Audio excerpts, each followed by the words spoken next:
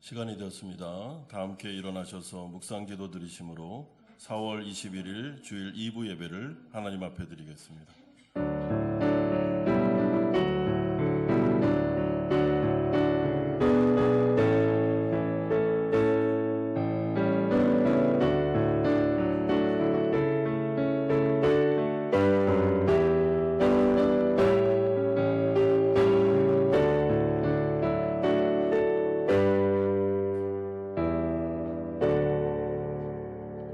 내가 또 너희에게 이르노니 구하라 그러면 너희에게 주실 것이요 찾으라 그러면 찾아낼 것이요 문을 두드리라 그러면 너희에게 열릴 것이니 구하는 이마다 받을 것이요 찾는 이는 찾아낼 것이요 두드리는 이에게는 열릴 것이니라. 너희 중에 아버지 된 자로서 누가 아들이 생선을 달라 하는데 생선 대신에 뱀을 주며 알을 달라 하는데 정갈을 주겠느냐. 너희가 악할지라도 좋은 것을 자식에게 줄 줄 알거든 하물며 너희 하늘 아버지께서 구하는 자에게 성령을 주시지 않겠느냐 하시니라. 아멘. 거룩하신 아버지 하나님, 우리의 선한 아버지가 되어주셔서 감사드립니다. 우리를 구원하시고 우리에게 가장 좋은 것으로 주기를 원하시는 주님, 이 시간에 우리가 구하고 찾고 두드립니다. 우리 가운데 성령을 부어 주시옵소서. 예배를 통하여 성령 충만함이 임하게 하여 주옵소서. 한 주간을 살아가며 마음이 너무나도 공고하고 어렵사오니 우리에게 다시 한번 새 힘을 주시고 성령 충만함을 허락하여 주시옵소서.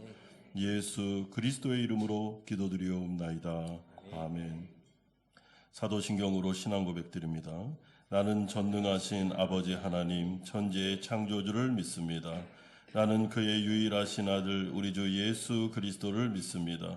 그는 성령으로 잉태되어 동정녀 마리아에게서 나시고 본디오 빌라도에게 고난을 받아 십자가에 못 박혀 죽으시고 장사된 지 사흘 만에 죽은 자 가운데서 다시 살아나셨으며 하늘에 오르시어 전능하신 아버지 하나님 우편에 앉아 계시다가 거기로부터 살아있는 자와 죽은 자를 심판하러 오십니다. 나는 성령을 믿으며 거룩한 공교회와 성도의 교제와 죄를 용서받는 것과 몸의 부활과 영생을 믿습니다. 아멘. 자리에 앉으시겠습니다.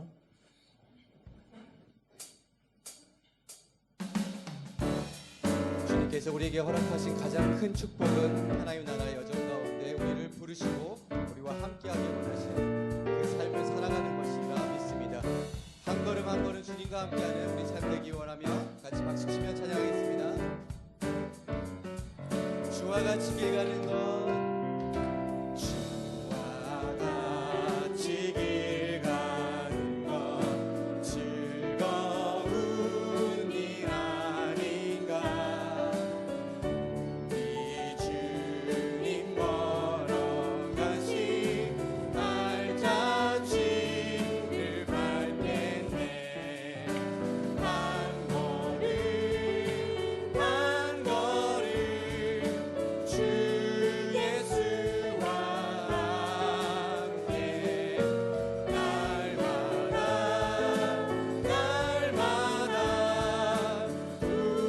우리 걸어가. 어린아이 같은 우리 어린아이 같은 길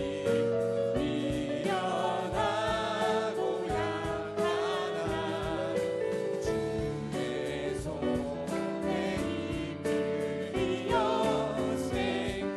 생명길로 가겠네. 한 걸음 한 걸음 주 예수와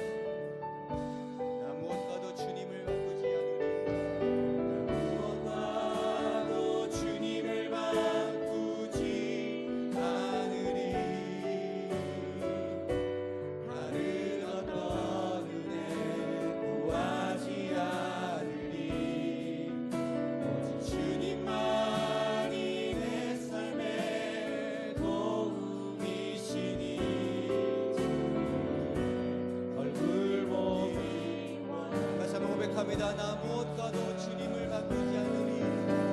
나 무엇과도 주님을 바꾸지 않으리. 다른 어떤 은혜를 구하지 않습니다. 다른 어떤 은혜 구하지 않으리. 오직 주님만이 내 삶에 도움이시니 주의 얼굴 구합니다.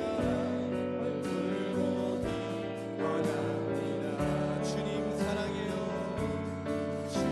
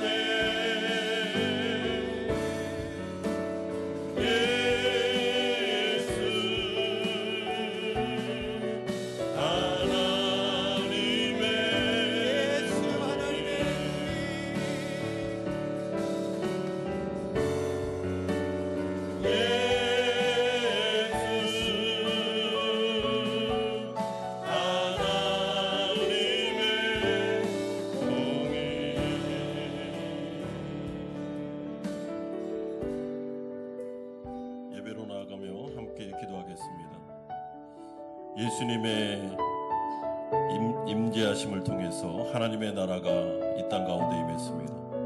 우리는 거룩한 하나님 나라 백성입니다. 우리가 찬양했던 것처럼 우리는 다른 은혜를 구하면 안 됩니다. 우리의 신앙 고백은 오직 예수 그리스도, 우리는 그분을 왕으로 모시고 사는 하나님 나라 백성들입니다. 그러므로 끝까지 하나님을 믿을 것입니다. 끝까지 예수님의 통치를 인정할 것입니다. 그리고 이 세상을 믿음으로 살 것입니다. 오늘 이 시간에 예배로 나아가며 기도할 때 여러분 믿음의 고백을 합시다. 주님, 제가 주님께 충성을 다하겠습니다. 주님께 모든 것을 다 바치겠습니다. 절대로 다른 은혜 구하지 않겠습니다. 절대로 다른 신을 섬기지 않겠습니다. 오직 하나님만을 섬기겠습니다. 이런 신앙의 고백으로 주님 앞에 나아가면 좋겠습니다. 같이 한번 기도하겠습니다. 거룩하신 아버지 하나님, 하나님의 나라가 이 땅 가운데 임하였습니다. 아버지 하나님, 예수 그리스도를 통해서 하나님의 통치와 하나님의 공의가 이 땅 가운데 임하였습니다. 예수님의 재림을 통해서 아버지 하나님, 이 땅 가운데 주님의 심판이 나타나게 될 것입니다. 아버지 하나님, 우리가 신앙을 지키며 하나님 앞에 나아갑니다. 간절하게 주님을 의지하며 나아갑니다. 아버지 하나님, 우리가 다른 것을 의지하지 않겠습니다. 그 어떤 것도 아버지 하나님 우리가 섬기지 않겠습니다. 오직 예수 그리스도를 나의 왕으로 모시고 살아가겠습니다. 아버지 하나님, 신앙의 고백을 가지고 주님 앞에 나아가오니 아버지 하나님, 이 예배 가운데 성령을 부어주시기를 간절히 원합니다. 아버지 하나님, 우리가 정말 주님을 의지하여 살아가게 하여 주시고 신앙의 변함이 없게 하여 주시며 아버지 하나님, 이 고백 위에 세워져 아버지의 어떤 시험과 환난과 어려움이 온다 할지라도 신앙을 포기하지 아니하고 주님 바라보며 걸어갈 수 있도록 역사하여 주시고 아버지 하나님, 우리 교회가 주님을 섬기는 교회가 되게 하여 주시며 하나님의 왕권을 인정하는 교회가 되게 하여 주시며 이로 말미암아 주님을 바라보며 하나님을 의지하며 나아갈 수 있도록 주님 역사하여 주시고 인도하여 주시고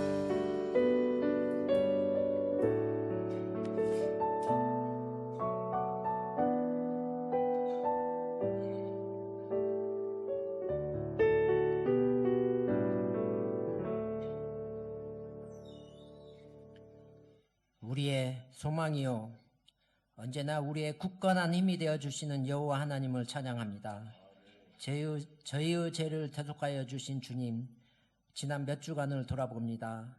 종려주일, 고난주일, 부활주일을 경험하며 성자 예수님께서 감당하신 십자가의 보혈과 부활의 기쁨을 경험하였으며 저희들의 구원과 영원한 생명의 소망을 주신 주님을 다시 한번 찬양합니다.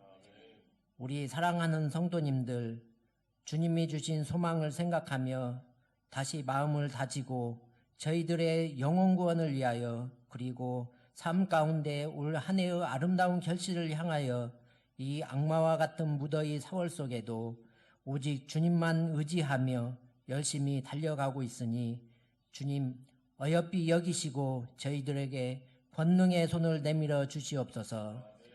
주님의 권능 힘이 닿지 못한 우리 성도님들 계시거든 다시 독수리 날개치며 비상할 것이요 다른 박질하여도 곤비하지 않고 피곤하지 않을 것임을 믿고 다시 한번 이 예배의 시간을 통해서 주님이 나와 함께 하신다는 확신을 경험하고 주님의 은혜를 마음껏 누리는 우리 사랑하는 성도님 되길 소망합니다. 저희 사랑하는 한마음 공동체 성도님들, 지난 한 주 동안 주님의 인도하심 따라 열심히 살아온다 했으나 정말로 부족하여 말씀대로 온전히 살지 못함을 고백합니다. 주님 앞에서 그저 힘없이 넘어지는 우리들이지만 상한 갈 때도 꺾지 않으시고 꺼져가는 등불도 끄지 않으시는 주님을 의지하고 바라보며 오늘 이 시간도 그저 기도로 간구합니다. 이 시간 빗장을 꼭 걸어 잠그고 세상을 등지며 오직 주님만을 위해 저희들의 간절한 마음과 정성을 담아 주님께 이 예배를 바치고자 하오니 주님 기쁘게 받아주시옵고 홀로 영광 받아주시옵소서. 또한 저희들에게도 주님의 큰 은혜의 복으로 화답하여 주시옵소서. 주님 원하옵건대 저희 교회 예배당 이전이 진행되고 있사오니 지금까지 큰 문제 없이 잘 진행되고 예배 허가권도 문제없이 취득되도록 돌봐주심에 감사합니다. 모든 이전이 완료될 때까지 주님 끝까지 함께 하시어 과정들 순간순간 사탄의 시험에 걸리지 않도록 관련된 모든 지체들의 영과 육을 붙들어 주시옵소서. 예배당 이전을 위해서 녹록지 못한 경제적 어려움 속에서도 헌물과 헌금으로 아낌없이 내주신 성도님들과 기도로 섬겨주신 성도님들과 그들 가정에 복의 복을 더하여 주시옵소서. 참으로 아름다운 음율과 조화로 기쁜 찬양을 허락하여 주신 저희 찬양대와 할렐루야 성가대의 주님의 큰 복으로 채워주시옵고 그들의 찬양과 헌신이 세상을 지나 천국에까지도 해같이 빛나는 영광을 누리게 하여 주시옵소서. 말씀 전하시는 나상영 목사님께도 성령의 불로 기름 부으사 듣는 저희들에게도 성령의 뜨거움을 체험하게 하여 주시옵소서.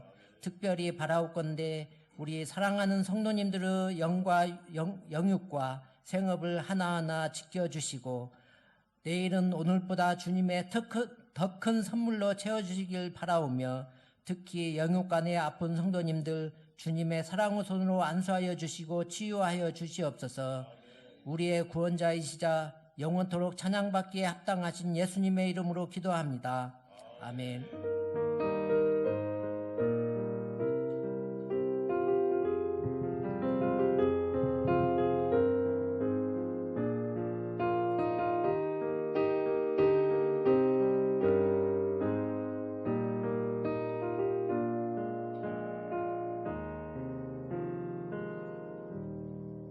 오늘 우리에게 주시는 하나님의 말씀 신약성경 누가복음 11장 14절에서 36절까지의 말씀입니다.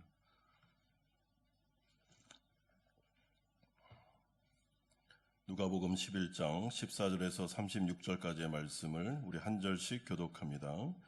예수께서 한 말 못하게 하는 귀신을 쫓아내시니 귀신이 나가매 말 못하는 사람이 말하는지라 무리들이 놀랍게 여겼으나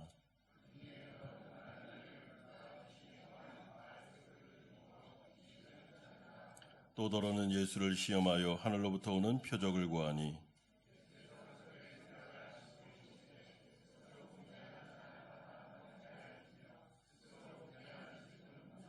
너희 말이 내가 바알세부를 힘입어 귀신을 쫓아낸다 하니 만일 사탄이 스스로 분쟁하면 그의 나라가 어떻게 서겠느냐.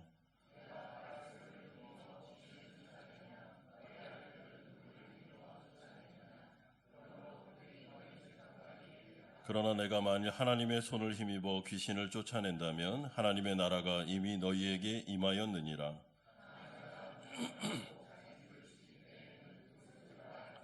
더 강한 자가 와서 그를 굴복시킬 때에는 그가 믿던 무장을 빼앗고 그의 재물을 나누느니라.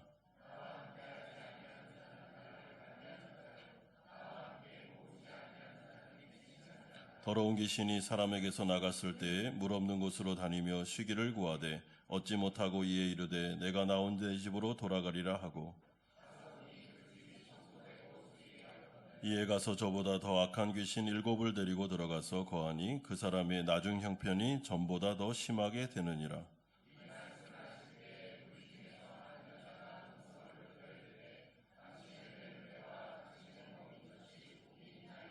예수께서 이르시되 오히려 하나님의 말씀을 듣고 지키는 자가 복이 있느니라 하시니라.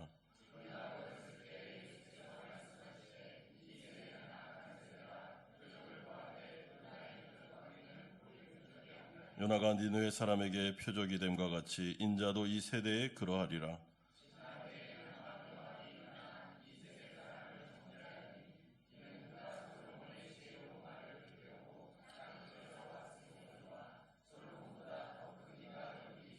심판 때에 니느웨 사람들이 일어나 이 세대 사람을 정죄하리니 이는 그들이 요나의 전도를 듣고 회개하였음이거니와 요나보다 더 큰 이가 여기 있느니라.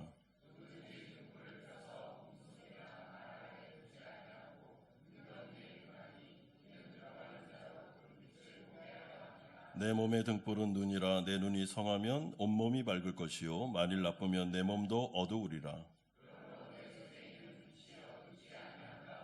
36절 같이 읽겠습니다. 내 몸이 조금 더 어두운 데가 없으면 등불의 빛이 너를 비출 때와 같이 온전히 밝으리라 하시니라. 아멘. 누가복음을 살펴보고 있는데 누가복음 역시 다른 복음서와 같이 큰 주제가 하나님의 나라가 이 땅 가운데 임하였고 도래하였다라는 말씀입니다. 이런 맥락에서 우리는 지난주에 주기도문에 대해서 살펴보았습니다. 주기도문이 이 땅 가운데 살아가는 자신의 백성들을 향한 아주 요긴한 기도이기도 하지만 사실은 주기도문의 전반적인 모습을 보면 하나님의 나라가 주제이다라는 것을 알게 됩니다. 여러분, 오늘 우리 찬양팀에서 마지막 찬양을 했는데 하나님의 예수 그리스도의 공의, 하나님의 나라에 대한 주제인데 너무나도 참 제가 생각할 땐 훌륭한 찬양이라고 생각합니다. 하나님의 나라가 이 땅 가운데 임하였습니다. 그리고 그 나라에 대해서 반대하는 자들이 있는가 하면 그 나라를 환영한 자들이 있고, 환영하는 자들은 구원을 받게 되며 그리고 반대하는 자들은 멸망을 받게 된다라는 것이 이 복음서에 나타나는 핵심 주제라고 할 수 있습니다. 이런 점에서 예수님은 이 땅 가운데 한 사람이라도, 한 영혼이라도 멸망받지 않고 모두 다 구원받는 것을 원하셨기 때문에 자진하여 이 땅 가운데 오셨고 자진하여 십자가에 달려 돌아가셨습니다. 그러므로 구약에서부터 신약에 이르는 모든 복음의 핵심은 하나님의 사랑입니다. 하나님께서 우리를 사랑하셔서 이 모든 일을 이루셨습니다. 하나님은 그 어느 누구도 멸망받는 것을 원하지 않기 때문입니다. 그러나 이 나라를 다 환영하지는 않았습니다. 이 나라를 반격하고 대적하는 무리들이 있었는데 너무나도 안타까운 것은 예수님 당시의 종교 지도자들, 그러니까 말씀의 핵심부에 있다고 말하고 종교적으로 보면 가장 경건하다고 자평하고 아니면 다른 사람도 인정했던 종교 지도자들이 예수님을 거부하고 하나님의 나라를 반대하는 위치에 있었습니다. 여러분, 이것은 굉장히 마음 아프고 어떻게 보면 아이러니한 일입니다. 어떻게 이들이 하나님의 나라를 거부할 수 있을까? 그러나 오늘 본문은 그 사실에 대해서 우리에게 말씀해 주고 있습니다. 그렇기 때문에 하나님의 말씀이 선포될 때 여러분, 교회를 다니는 우리, 그리고 예수를 믿었다고 생각하는 우리 역시 여러분, 이 말씀을 가지고 우리 자신의 신앙을 점검해 봐야 됩니다. 죽는 그날까지 구원에 대한 확신이 우리에게 있습니다. 좋은 것입니다. 그럼에도 불구하고 주님의 복음과 말씀을 가지고 계속 죽는 그날까지 우리가 정말 신앙이 잘 돼 있는지, 구원받은 증거들이 나타나고 있는지를 거듭하여 계속 말씀으로 조명해 보는 것이 필요한데, 이런 점에서 오늘 본문은 우리의 영혼을 점검해 보고 우리의 운명을 한번 조명해 보는 부분에 있어서 아주 좋은 말씀이다라고 생각합니다. 첫 번째 우리가 살펴볼 주제는 예수님을 반대하는 무리들과 종교 지도자들에 대하여 경고하시는 내용이 14절에서 23절까지에 나오고 있습니다. 예수님과 종교 지도자들이 대립을 하게 됩니다. 그런데 이 대립을 촉발시키는 사건이 있었는데 그것은 14절에 나오는 것처럼 예수님께서 말 못하게 하는 귀신을 쫓아내신 사건 때문에 촉발되었습니다. 이에 무리가 이 광경을 지켜보다가 너무나도 놀랍게 여기면서 아니, 귀신을 쫓아내는 이분은 누구냐 하면서 예수님을 다르게 바라보기 시작합니다. 도대체 이분은 누군가? 이분의 하나님의 아들 메시아가 아닌가? 무리들이 막 술렁이기 시작했습니다. 그러자 반대자들이 예수님을 이제 공격하기 시작하는데 첫 번째 반대자들이 15절에 나옵니다. 그 중에 더러는 말하기를 그가 귀신의 왕 바알세불을 힘입어 귀신을 쫓아낸다 하고, 여러분 여기서 이 바알세불이라는 말은 그 앞에 귀신의 왕 있지 않습니까? 이 바알세불의 뜻이 귀신의 왕이라는 뜻입니다. 그렇기 때문에 바알세불 딱 그러면 사탄을 의미하는 겁니다. 그러므로 이 반대자들이 지금 예수님을 공격하면서 말 못하게 하는 귀신을 지금 쫓아내고 있는데 그거는 사탄이 예수에게 능력을 줘서 사탄의 능력을 힘입어서 귀신을 쫓아내고 있다라고 하면서 막 공격을 해댄 것입니다. 그런데 여러분, 이게 얼마나 말이 안 되고 비상식적이고 비논리적이며 비합리적입니까? 예수님을 공격하기는 해야 되는데 공격할 건덕지가 없으니까 지금 억측을 부리는 거죠. 어떻게 사탄이 자신의 부하들을 공격하기 위해서 예수님에게 능력을 주고 그래서 자신의 부하들을 예수님이 쫓아낼 수 있도록 어떻게 이게 말도 안 되는 이야기를 지금 하는 것입니다. 그리고 예수님을 두 번째로 반대한 부류가 있었는데 16절과 같이 이렇게 공격합니다. 또 더러는 예수를 시험하여 하늘로부터 오는 표적을 구하니.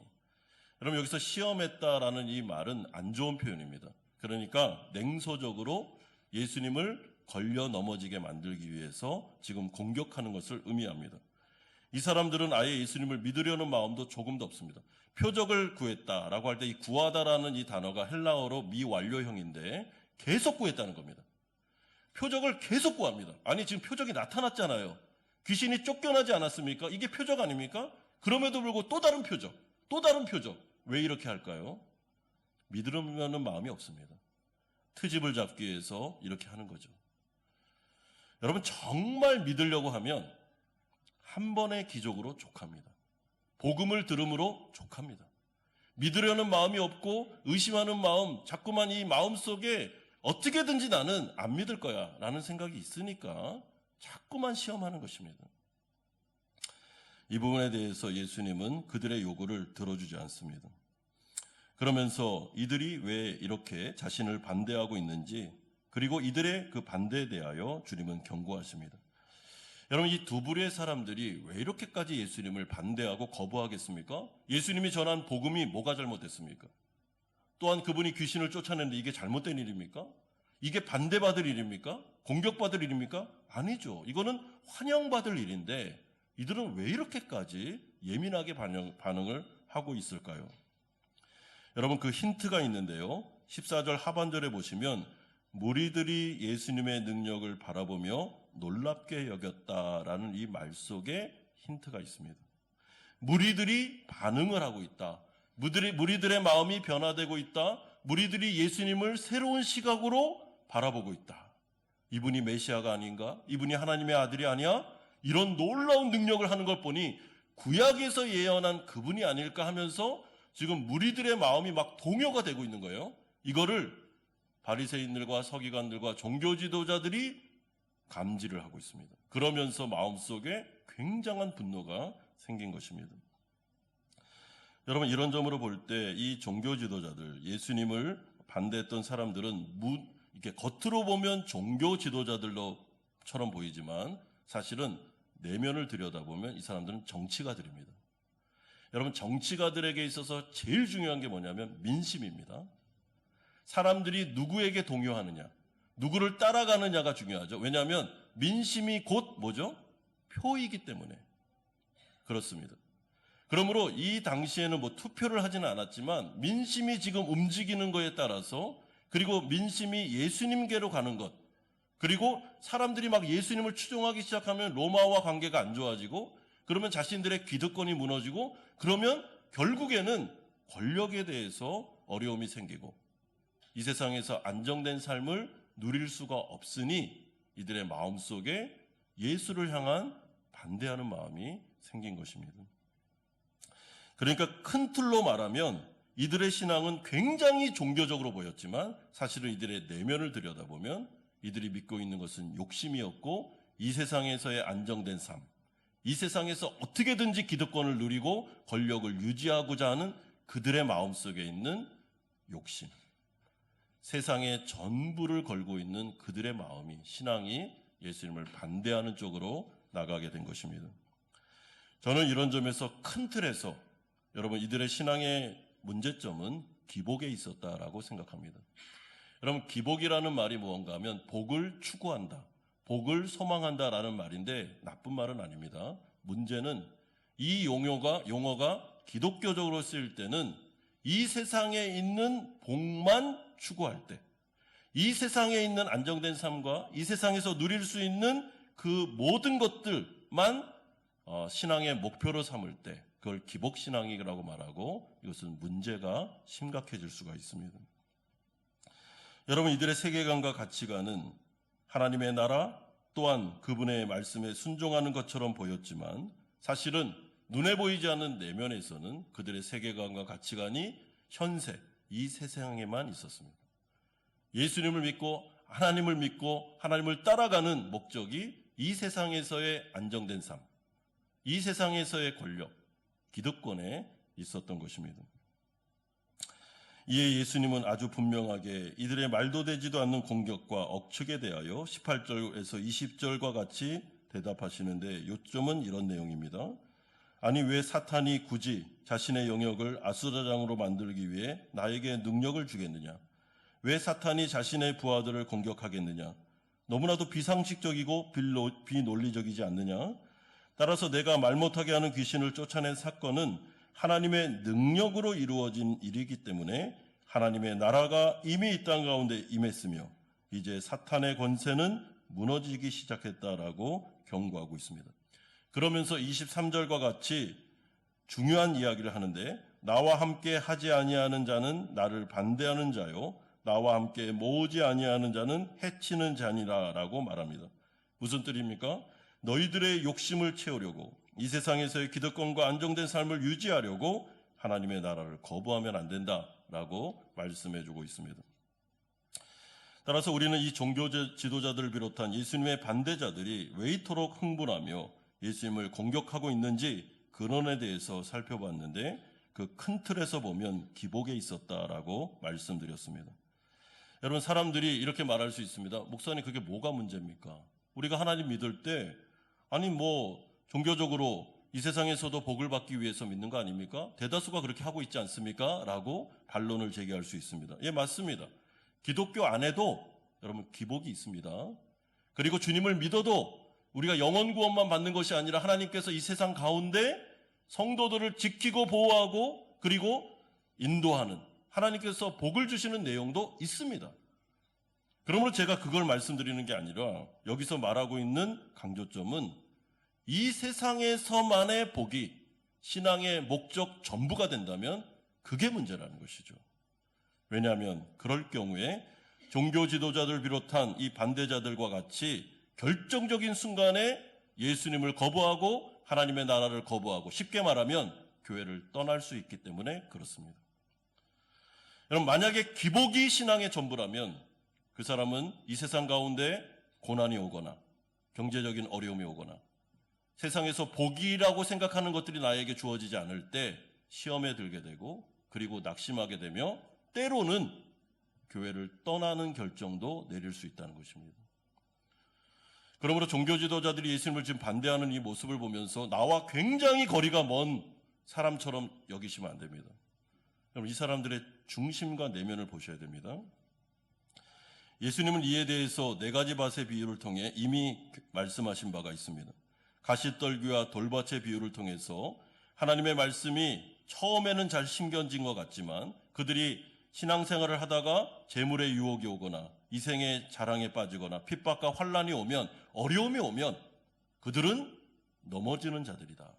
열매를 못 맺는다. 그러므로 그들은 신앙을 포기하게 된다라는 말씀을 이미 하셨습니다. 그렇기 때문에 내가 예수님을 반대하고 하나님의 나라를 반대하는 이유 중에 하나가 만약에 기복에 있다면 이 세상이 전부라면 여기서 복을 누리는 것이 신앙의 목표의 전부라면 여러분 조심하십시오. 주님께서 오늘 말씀하시는 것처럼 그 신앙을 점검하셔야 됩니다. 여러분 우리가 신앙생활하는 목표는 첫 번째가 영혼 구원입니다. 우리의 영혼이 구원받아 하나님의 나라를 가는 것입니다. 이것이 어떻게 보면 이 구원이 전부라고 말해도 과언은 아닙니다. 이 구원 안에 사실은 세상에 복이 들어 있습니다. 그렇기 때문에 우리의 신앙을 점검할 때 여러분 내가 정말 구원받은 것으로 만족하고 있는가? 때로는 세상을 살아가며 경제적인 어려움이 오고 고난이 오고 때로는 핍박이 오고 환난이 올 때 그럼에도 불구하고 나는 예수님을 포기할 수 없으며 내가 이 신앙을 포기할 수 없다라고 고백할 수 있다면 그 사람은 기복신앙이 아닙니다. 그 사람은 하나님을 진정으로 믿는 크리스찬이 맞는 것입니다. 그러므로 예수님은 두 번째로 진정한 회심의 중요성에 대하여 24절에서 28절까지 말씀합니다.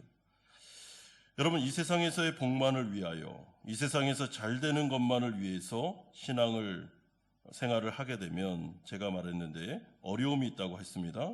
사탄의 공격이 너무나도 강하고 세상의 유혹이 심하기 때문에 때로는 성도들의 삶 가운데 고난이 많이 점철되어 있기 때문에 위험할 수 있습니다. 자, 그러면 어떻게 해야 됩니까? 주님은 24절에서 26절까지의 비유를 통하여 진정한 회심, 그로 인하여 우리 안에 성령이 내주하셔서 우리의 주인이 되어주시고 우리를 이끌어 가시는 이 거듭남, 이 변화가 너무나도 중요하다라는 말씀을 오늘 해주고 계십니다. 여러분, 비유의 내용은 다음과 같습니다. 어떤 더러운 귀신이 한 사람에게서 나가게 되어 그 사람의 마음이 이제는 빈집과 같이 깨끗해졌습니다.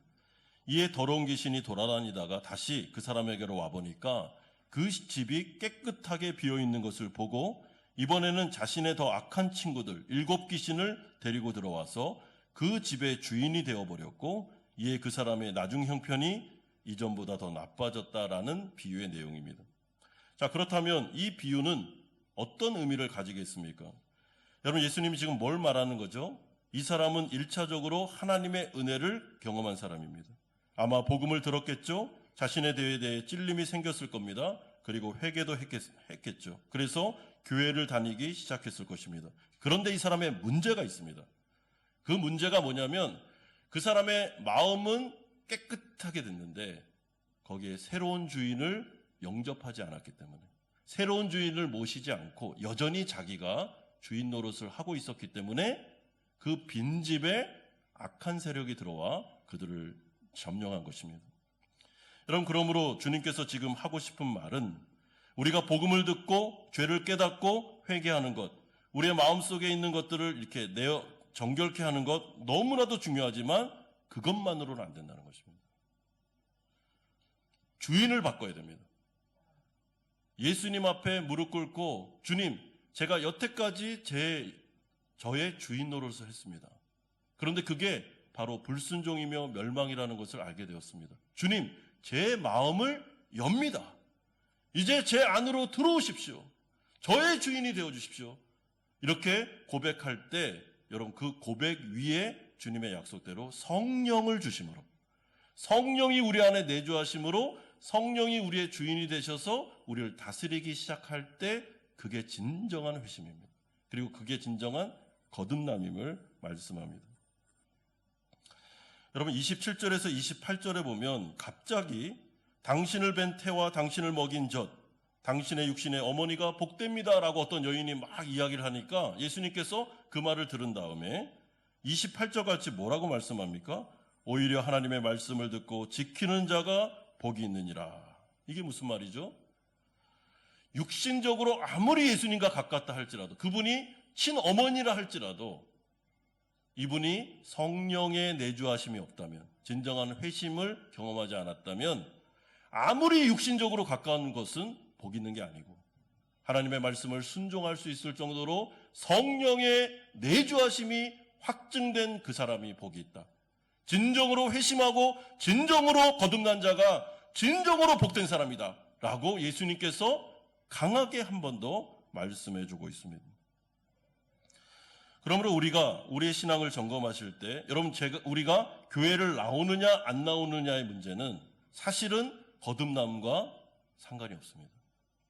물론 교회에 출석하는 것은 굉장히 좋은 자리에 있는 것입니다. 왜냐하면 복음을 계속 들을 수 있으니까요.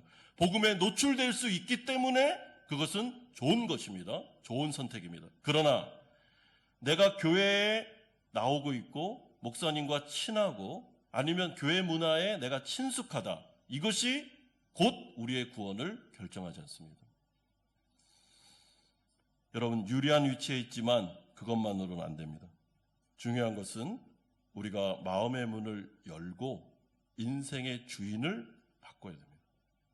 누구로요? 예수님으로.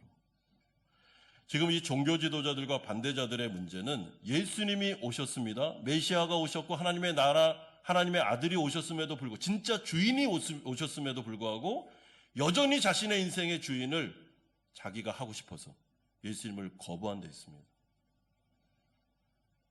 지금 이 문제를 지적하는 것입니다.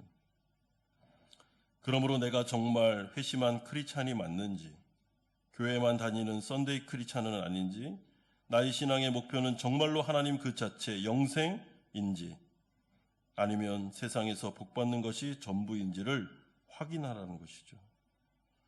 여러분, 내 안에 성령이 내주하시는 증거가 나타나고 있습니까? 정말 내 안에서 성령께서 역사하고 있습니까? 내 안에서 성령이 나를 인도하는 그런 것들을 경험하고 있습니까? 그 사람 크리스찬이 맞습니다. 그러나 내 안에 성령이 내주하시지 않고 내가 어떤 문제가 터질 때마다 세상에 어려움이 오고 환난이 오고 고난이 올 때마다 마음속에 자꾸만 교회 안 나갈래. 아니 교회 안 나가고 싶어. 신앙이 뭐 그렇게 중요해? 이 세상에서 잘 먹고 잘 사는 게 중요한 거 아니야. 하나님이 이 문제를 안 도와줘? 그럼 나 하나님 필요 없어. 내 문제는 내가 책임질 거야 라는 마음이 든다면, 물론 그렇게 들 수도 있습니다. 성도도. 그러나 그 마음이 지배적이라면 여러분 신앙을 한번 돌아보십시오. 왜냐하면 성령의 사람은 우리 안에 고난이 오고 환난이 오고 핍박이 와도 신앙을 절대로 포기하지 않습니다. 왜냐하면 그게 우선순위이기 때문에. 그러므로 마지막 세 번째로, 그렇다면 회심하는 방법, 그것은 복음만으로 충분하다라는 말씀이 29절에서 36절에 나오고 있습니다.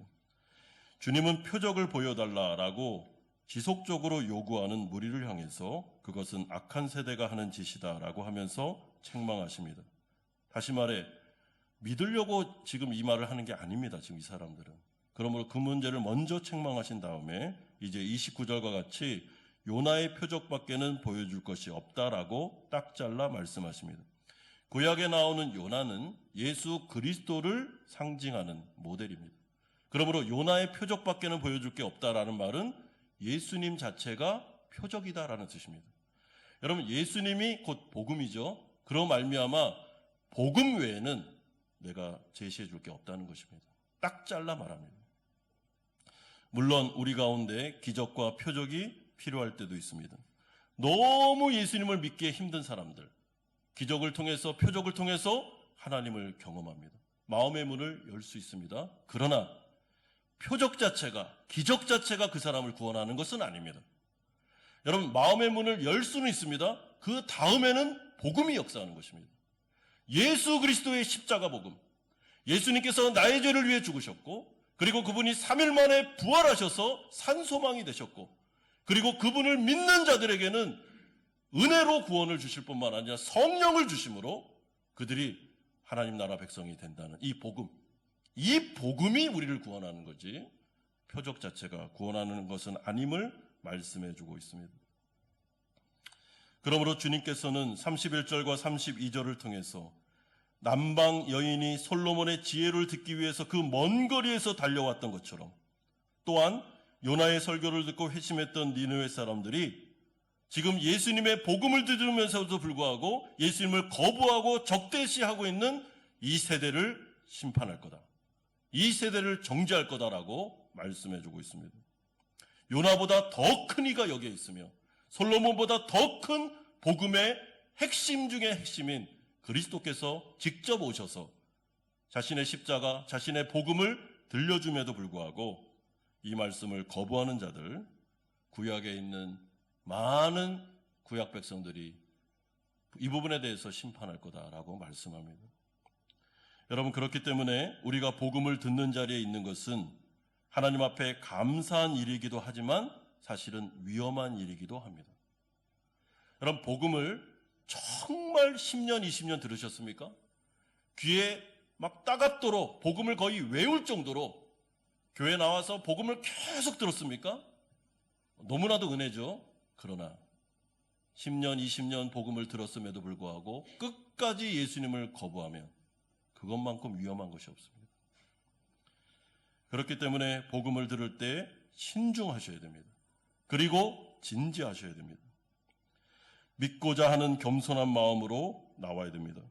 그래서 33절에서 36절까지 주님은 등불과 눈의 비유를 통하여 이제 믿고자 하는 겸손한 마음으로 복음을 들으라라고 말씀하십니다. 특별히 34절에 기록된 내 눈이 성하면이라는 이 성하다라는 동사는 진지하다, 한결같다, 성실하다라는 의미를 내포하고 있습니다. 그러므로 하나님의 말씀을 들을 때 좀 진지하게 들으라는 것입니다. 이 복음의 말씀 또 지난주에도 했고 그 지난주에도 했으니까 또 동일한 말씀 하시네, 이렇게 듣지 말고 내 영혼에 운명이 걸려있는, 영원한 운명이 걸려있는 이 복음에 대해서 정말 눈이 성한 사람같이 진지하게 한결같은 마음으로 이 말씀을 들으라는 것이죠. 왜냐하면 아무리 들어도 마음의 문을 열지 않고 그리스도를 영접하지 않을 때 그럼 그 사람은 지옥에 갈 수밖에 없습니다. 여러분, 구원함에 있어서 복음으로 충분합니다. 여러분, 복음을 못 알아들으십니까? 성경에 기록된 복음이 어렵습니까? 안 어렵습니다. 여러분, 누구나 다 알아들을 수 있는 용어로 성경은 기록되었습니다. 여러분, 헬라어 이 연구하시는 신학자들이 뭐라고 말하냐면 이 헬라어가요, 어려운 헬라어가 있고 그리고 시장에서 쓰는 평민들이 사용하는 헬라어가 있는데 성경의 헬라어는요, 평민들이 쓰는 아주 쉬운 헬라어로 기록되어 있습니다. 번역을 할 때도 뭐 개역 성경도 있지만 쉬운 성경도 있고 표준화 성경도 있습니다. 여러분, 내가 진짜 마음만 먹으면, 내가 믿으려고 하면, 영혼에 대한 진지함만 있으면 복음을 이해 못했다 불가능합니다. 이해할 수 있습니다. 뭐가 어렵습니까? 예수님이 나의 죄를 위해, 내가 죄인이기 때문에 이 땅에 오셨고 십자가 지셨고 그리고 3일 만에 부활하셨으며 그분을 믿는 자에게는 은혜로 구원을 주신다, 성령의 내주하심을 주신다. 어렵지 않잖아요. 문제는 믿으려는 마음이 없는 것입니다. 때로는 어떤 분들은 남 탓을 많이 합니다. 내가 교회 안 가는 이유, 내가 예수님 안 믿는 이유는 저 사람 때문이야, 저 교회 때문이야, 그래서 나는 교회 안 나갈 거야, 이렇게 말하는데 여러분, 제가 생각할 때 진지하지 않습니다. 그러면 그 사람 때문에 내가 지옥 가도 괜찮습니까? 기독교 역사를 볼 때 사실은 굉장히 어려운 시기에, 또한 교회가 완전히 타락한 시기에도 구원받을 사람들은 다 구원받았습니다. 교회가 잘못하고 성도들이 잘못하는 것에 대해서 제가 두둔하거나 변명하는 게 아닙니다. 그거는 잘못된 일입니다. 그럼에도 불구하고 그 탓을 하면서 내가 예수님을 안 믿고 내가 교회 안 다니는 것은 저 사람 때문이야, 저 교회 때문이야 라고 한다면 그럼 자신의 영혼에 대해서 진지하지 않은 태도라는 것이죠. 그러므로 주님께서 뭐라고 말씀하십니까? 눈이 밝으면, 눈이 성하면 육신이 온전한 것처럼 이 복음에 대해서 영적인 진지함을 가지고 내 영혼을 좀 돌아보면서, 내가 이 세상 살면 100년 정도 길게 살면 살 텐데 그 이후에 영원한 세상이 있다고 하는데 그럼 그 영원한 세상을 나는 어떻게 준비할 것인가? 정말 기독교의 메시지가 복음이 맞다면 예수를 믿지 않으면 지옥에 갈 거고 예수를 믿으면 천국에 갈 텐데, 쉽게 말해서요, 나는 어떻게 이 영원한 운명을 준비할 건가? 진지하게 한번 생각을 해보라는 것이죠. 그리고 내가 기적을 체험하지 못했다 할지라도, 내가 어떤 경험이 없다 할지라도 복음만으로 충분하다라고 말씀합니다. 여러분, 복음을 듣고 내 마음에 움직임이 있으며 내가 죄인이구나, 내가 예수님 앞에 무릎 꿇어야 되겠구나, 주님 나에게 주인이 되어 주십시오, 제가 주님을 영접합니다 라고 진솔하게 기도하기만 하면 여러분, 그 사람은 구원을 받을 수 있습니다. 사랑하는 성도 여러분, 오늘 이 말씀을 통해서 우리의 영혼을 돌아봅시다. 만약에 내 마음속에 신앙의 목표가 기복이라면, 기복이 전부라면 여러분, 얼른 이 목표를 바꾸십시오. 안 그러면 고난과 어려움과 환난과 핍박이 올 때 여러분, 신앙을 포기하게 될 것입니다. 큰일 납니다. 우리의 목표는 우리의 구원입니다. 구원받은 것으로 만족할 때 주님은 더하여 이 세상에 살아갈 힘과 능력도 주십니다. 만약에 내 안에 예수 그리스도를 통한 성령의 내주하심이 확실하다면 여러분, 감사하십시오. 하나님께서 끝까지 여러분 견인하셔서 구원의 자리로 인도하실 것입니다. 만약에 내 안에 예수 그리스도께서 없다면, 교회는 다니지만 아직 내 안에 성령이 계시지 않는다면, 시간이 있을 때, 기회가 있을 때 여러분, 얼른 예수님을 영접하십시오. 저희 가정이 화요일마다 아이들하고 이렇게 큐티 나눔을 하는데 그 마지막 심판에 대해서 이야기하다가 저희 아들들이 그런 질문을 했습니다. 그럼 아빠, 오늘 이 큐티하는 이 시간에 예수님 올 수도 있겠네? 예수님 재림할 수도 있겠네. 그런 질문을 한 적이 있습니다. 그래서 제가 얘기했습니다. 그럼 예수님 지금 올 수 있어. 지금 우리가 큐티나무 하고 있는데 주님 재림할 수 있다니까. 그리고 바로 심판이 오는 거야. 아이들이 경각심을 갖더라고요. 여러분, 주님이 오시는 때는 계획되어 기록되어 있지만 주님이 다시 오시는 때는 아무도 모릅니다. 지금 이 자리에 주님이 올 수도 있습니다. 그러므로 우리가 자꾸 핑계를 대고 미루면서 다음 주에 내가 좀 여유가 생길 때 하나님 믿지. 그것보다 어리석은 게 없습니다. 내 귀에 지금 복음이 들릴 때 어렵지 않잖아요. 내 마음이 움직일 때 무릎 꿇고 주님을 영접하면 구원받을 수 있습니다. 사랑하는 성도 여러분, 복음을 중요하게 여기십시오. 그리고 복음 앞에 진지하십시오. 그리고 우리 신앙을 돌아보고 아직 예수님을 영접하지 않은 분이 있다면 여러분 주님 앞에 무릎 꿇고 예수님을 영접하십시오. 그래서 영원한 생명을 얻으셔야 됩니다. 그래야 우리의 영원한 운명이 천국에서 살아갈 수 있게 될 것입니다. 이런 은혜가 우리 성도님들과 여러분들의 가정 안에 있는 믿지 않는 가족들에게, 우리 성도들에게 임하기를 주 예수 그리스도의 이름으로 축원드립니다. 같이 한번 기도하는 시간을 갖겠습니다. 이 시간에 기도할 때 여러분들은 하나님의 나라의 반대편에 서 있습니까? 아니면 그 나라에 들어온 사람이 맞습니까? 우리의 신앙의 목표는 기복입니까? 아니면 구원입니까? 이 세상이 아무리 어려워도 핍박과 환난이 있어도 내 생활이 불안정해도 나는 예수님을 포기할 수 없다라는 믿음에 서 있습니까? 아니면 흔들리고 있습니까? 우리 자신을 좀 돌아보십시오. 그리고 내 마음속에 성령이 내주하시는 게 확실합니까? 아직 그렇지 않다면 오늘 이 시간에 바로 무릎을 꿇고 예수님을 영접하면 됩니다. 그분을 나의 구주로 영접하면 됩니다. 그러면 구원을 받을 수 있습니다. 아직 우리 가족 중에, 아는 친지 중에, 아는 분들 중에 예수 믿지 않는 분들이 계시다면 여러분 그분들을 위해서 기도하고, 특별히 우리 한마음 교회 안에 예배를 같이 드리고 있지만 아직 예수님을 믿지 않는 분들이 계시다면 그분을 위해서 간절하게 기도합시다. 이 시간 같이 한번 기도하며 나아가겠습니다. 거룩하신 아버지 하나님, 주님을 바라보며 나아갑니다. 하나님 아버지, 하나님의 나라가 이 땅 가운데 임하였습니다. 천국이 우리를 찾아왔습니다. 이제 우리는 멸망당할 필요가 없습니다. 아버지 하나님, 예수 그리스도를 믿고 그분을 앞에 무릎 꿇고 나의 주인으로 영접하고 그리고 그분을 정말 나의 왕으로 모셔드리면 우린 은혜로 구원받을 수 있습니다. 아버지 하나님, 이 엄청난 은혜 시대에 하나님 아버지, 이 복음의 반대편에 서 있지 않도록 지켜주시고 아버지 기복에 빠져 있지 않도록 도와주시고 아버지 그리스도가 우리의 중심에 있게 하여 주시며 구원이 전부인 신앙으로 나아가게 하여 주시옵소서. 예수 믿지 않는 분들 주님께서 불쌍히 여겨주시고 그들의 마음의 문을 열어주시고 아버지 하나님, 주 예수 그리스도를 영접하고 구원받는 은혜를 베풀어 주시고 우리가 아버지 전도하며 이들을 그리스도께로 인도할 수 있도록 하나님 이끌어 주시고 붙잡아 주시옵소서. 인도해 주시옵소서. 주님, 하나님의 나라가 이 가운데 임하였습니다.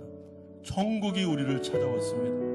우리는 더 이상 멸망받지 않고 이제는 구원을 받을 수가 있습니다. 하나님 아버지, 이 놀라운 복음이 매주마다 선포되고 있습니다. 우리의 마음의 문을 열어주시고 이제는 나의 구주로 예수님을 영접함으로 영생을 누리게 하시고 아직 예수 믿지 않는 분들이 있다면 이 복음을 진지하게 듣게 하여 주셔서 영원한 운명에 대하여 여러분 고민하고 생각할 수 있도록 하나님 함께하여 주시옵소서.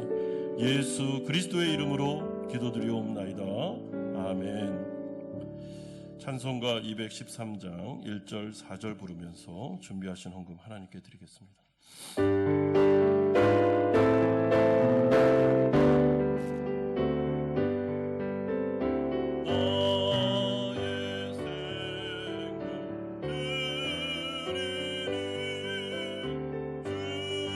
주여 받아주소서.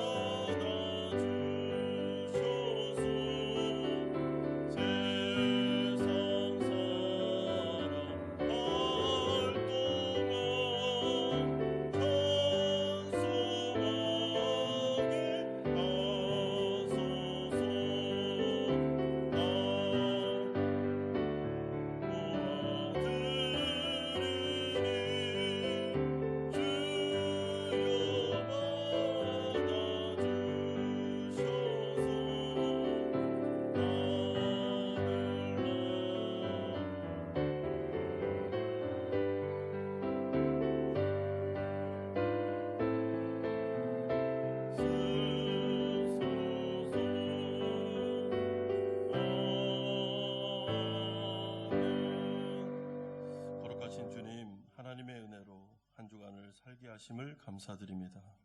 사랑하는 성도들, 감사하는 마음으로 11조로 주일헌금으로 감사헌금으로 목적 헌금으로 또한 새 예배당 건축 헌금으로 드립니다. 하나님 받아주시고 하나님의 나라를 위하여 아름답게 사용하여 주옵소서.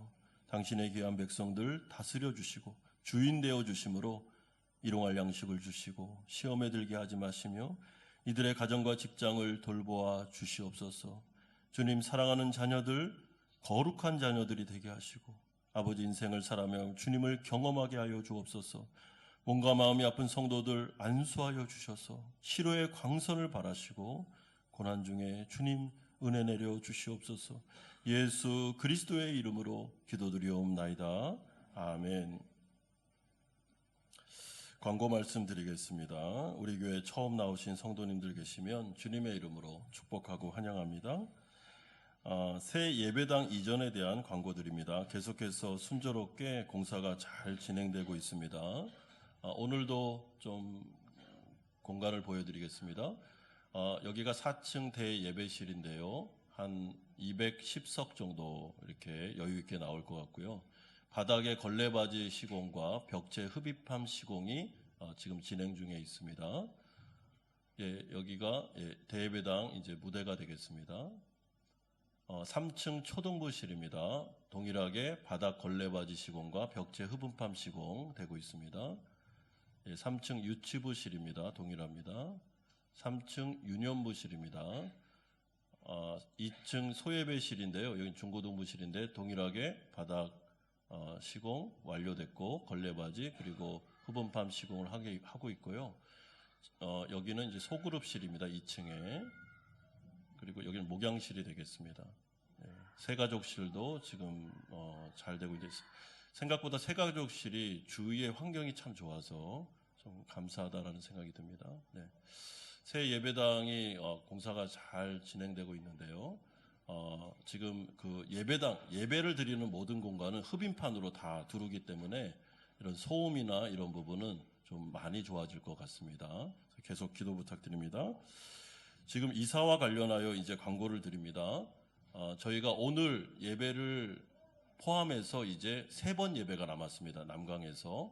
그래서 오늘 예배를 빼면 2번 드리면 이제 새 예배당으로 가게 되기 때문에 이사 준비를 하고 있는데 다음 주일입니다. 4월 28일 3부 예배 후에 각 위원장님과 부서장 차장님들과 함께 새 예배당 이사를 관련하여 답사를 갈 예정입니다. 우리 부서장 차장님들이 아니지만 함께 가기를 원하시는 분들은 12시 30분까지 1층 본당으로 모여주시면 함께 출발하도록 하겠습니다. 오실 때 그 줄자하고 큰 물건들을 미리 좀 생각해 오시면 그 공간에 어디에 배치하겠다라는 것을 알려주시면 저희가 3일 동안 이사를 하게 되는데요. 좀 도움이 많이 될 것 같습니다. 그래서 저희가 그 그림을 좀 준비할 테니까 그 체크를 해주시면 이사할 때 그 짐을 그 자리에 딱 놓을 수 있도록 다음 주에 3부 예배 후에 1층에서 출발한다는 것 기억해 주시길 바라고요. 교회차가 부족할 수 있으니까 개인 차량으로도 좀 같이 이동했으면 좋겠습니다. 헌물과 관련해서 소예배실 의자는 계속해서 헌물을 받고 있습니다. 한 개당 100만 동인데 원하시는 분은 원하시는 개수로 헌물하실 수 있겠습니다. 매일 성경 5월 6월자가 지금 사무실에 와 있습니다. 신청하신 분들은 받아가시기를 바라고요. 문화체육부에서 체육의 날 행사가 오늘 있습니다. 동일한 시간, 동일한 장소니까 잘 보시고 많이 이용해 주시면 감사하겠습니다. 4월, 5월 일정이 있습니다. 다른 부분은 다 동일한데 6월 9일 헌당 예배가 한 주 늦춰졌습니다. 우리 말씀 사경회와 겹쳐서 하는 게 좀 부담이 돼서 운영위원회에서 한 주 늦췄습니다. 참고하시면 되겠습니다. 다 같이 일어나셔서 주기도문 찬양하고 축도로 예배를 마치겠습니다.